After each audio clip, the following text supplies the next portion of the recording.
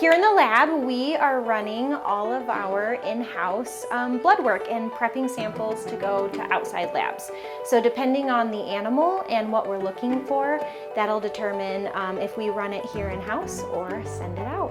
Really, we're just looking at creatures when they're healthy so that we can keep them healthy. And that takes people who are dedicated to learning and continually learning to be able to look at these. And there's like a little pile of us back here who are able to do that. And so we just care to make sure that our animals can exhibit their natural behaviors so that they can be great ambassadors for their wild cousins. If something does happen and an animal is sick, we can have answers immediately. So having a lab here on grounds is incredible. This is what we call a blood film from Lulu, our red-billed hornbill.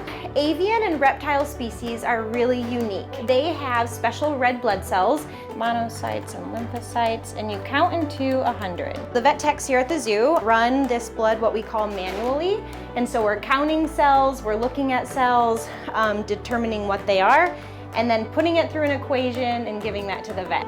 It's not the most glamorous part of the job, but we run what we call fecals, and so we are looking at feces of animals to make sure they're clear of parasites. So exactly what you do when you take your dog or cat to the vet, we're doing those in-house too. We hope that we don't find parasites, but it is inevitable. A lot of our animals are outside, they don't wash their hands, they don't eat with utensils, so it's gonna happen. So every animal gets 2 fecals a year. Keepers bring feces in a bag.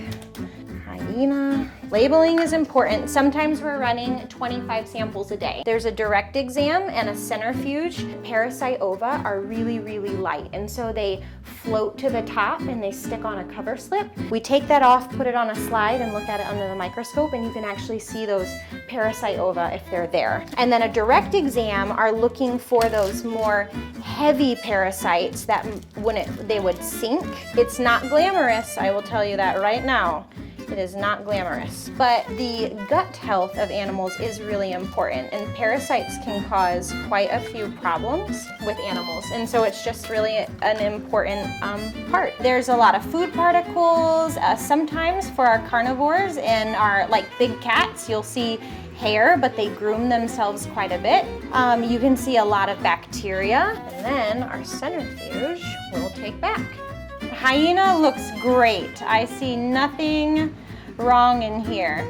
And so our cute little hyena clan is negative for parasite. My favorite part is finding the unique. If I can find that needle in a haystack so that the animal can be treated appropriately, I absolutely love that. Or if I can be like, hey, it's kind of trending this way, and it can give our veterinarians a really good idea of where to go to help care for that animal, it's my favorite part.